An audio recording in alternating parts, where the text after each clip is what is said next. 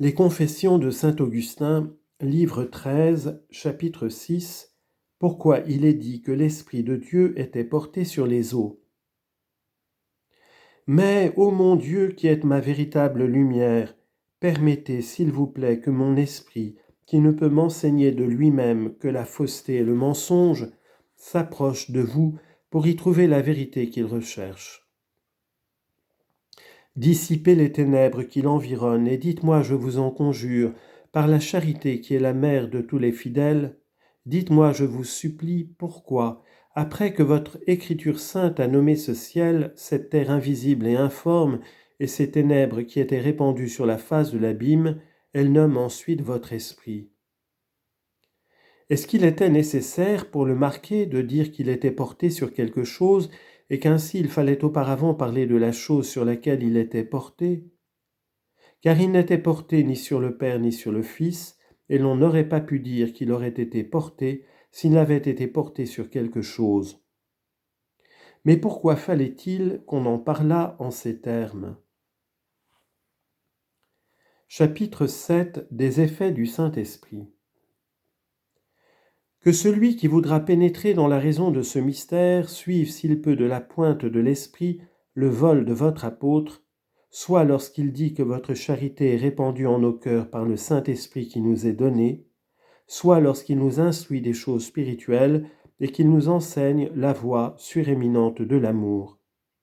Soit enfin qu'il fléchit les genoux devant votre majesté pour nous obtenir la grâce de connaître la science suréminente de la charité de Jésus-Christ. Et quand il aura bien considéré toutes ces choses, il comprendra pourquoi, dès le commencement, cet esprit suréminent d'amour et de charité était porté sur les eaux. Mais à qui parlerai-je, et en quels termes parlerai-je du poids de la cupidité qui nous précipite dans l'abîme et de la puissance de la charité qui nous en retire par votre esprit qui était porté sur les eaux? À qui parlerai-je et en quels termes parlerai-je pour faire comprendre comment nous tombons et comment nous nous relevons? Car il n'y a point de lieux dans lesquels nous tombions et d'où nous nous relevions, et ainsi qu'y a-t-il de plus semblable et de plus dissemblable tout ensemble? Ce sont nos affections, ce sont nos amours, c'est la corruption de notre esprit qui se laisse tomber dans cet abîme par l'amour des soins de la terre. Et c'est la sainteté de votre esprit qui nous en retire et nous élève vers le ciel par l'amour de la seule véritable et éternelle tranquillité, afin que nous élevions en haut notre cœur vers vous, où réside cet esprit adorable qui est porté sur les eaux, et que nous arrivions à la jouissance de ce bonheur suréminent, lorsque notre âme, au partir de cette vie, sera sortie de ces eaux des affections du monde, qui n'ont rien de ferme ni de solide. Chapitre 8. L'unique bonheur des anges et des hommes vient de leur union avec Dieu.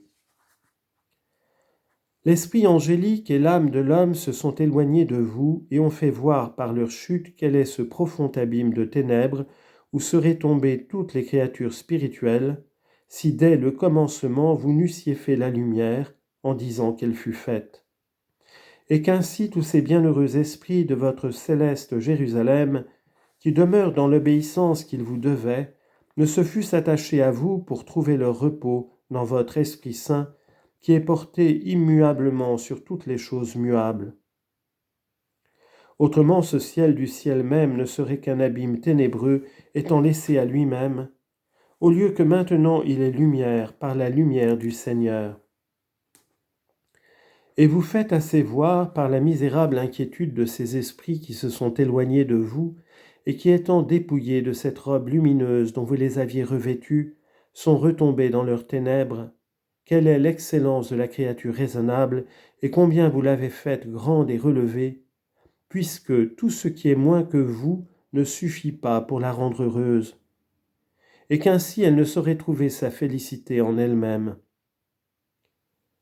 Car c'est vous qui, comme étant notre Dieu, illuminerez nos ténèbres, c'est vous seul qui nous revêtirez de lumière et qui rendrez nos ténèbres aussi éclatantes que le soleil l'est en son midi. Donnez-vous à moi, mon Dieu, donnez-vous à moi, car je vous aime, et si je ne vous aime pas assez, faites que je vous aime davantage.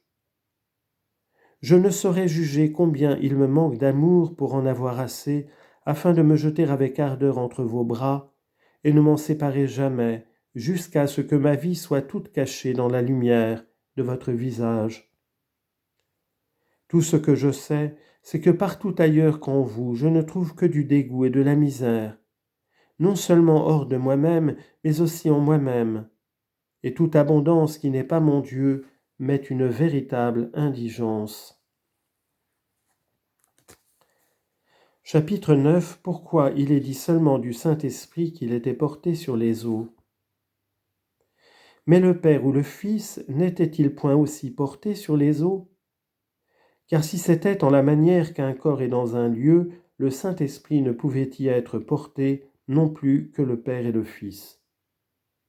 Que si c'est par l'éminence de la divinité qui étant immuable est au-dessus de tout ce qui est muable, le Père, le Fils et le Saint-Esprit étaient donc tous trois portés sur les eaux, pourquoi donc cela a-t-il seulement été dit de votre Saint-Esprit? Pourquoi n'a-t-il été dit que de lui seul, comme si ce qui n'est point un lieu eût été un lieu? C'est sans doute parce qu'il est dit aussi de lui seul que c'est votre don. Or c'est dans ce don que nous trouverons notre repos, c'est en lui que nous jouirons de vous, mon Dieu, qui êtes ce repos véritable de nos âmes et notre véritable centre.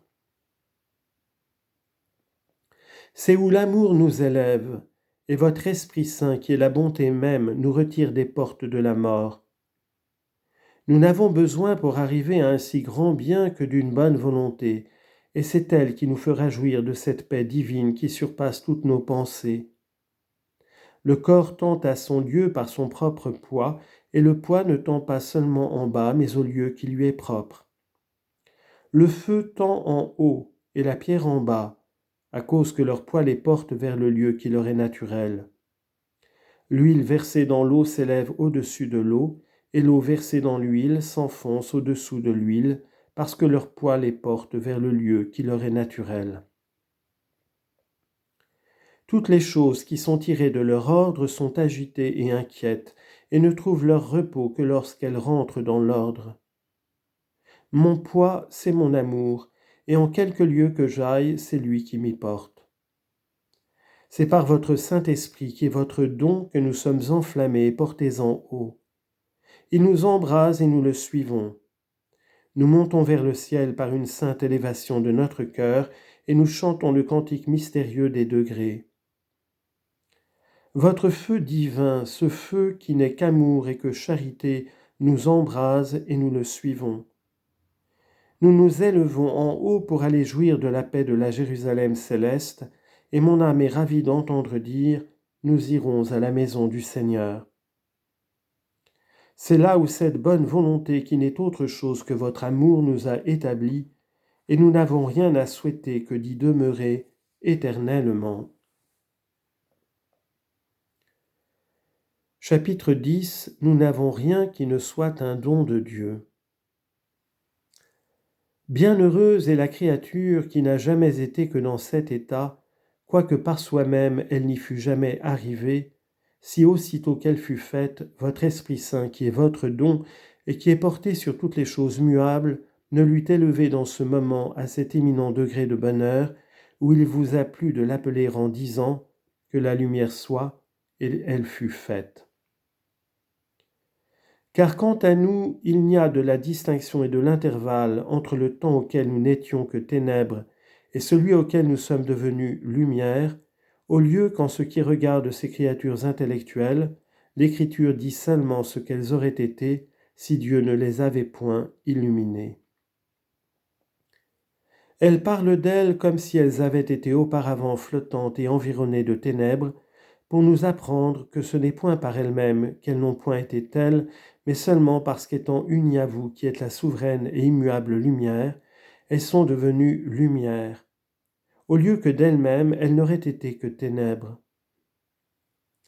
Que celui qui peut comprendre ces hautes vérités les comprenne, et que celui qui est incapable de les comprendre vous en demande l'intelligence.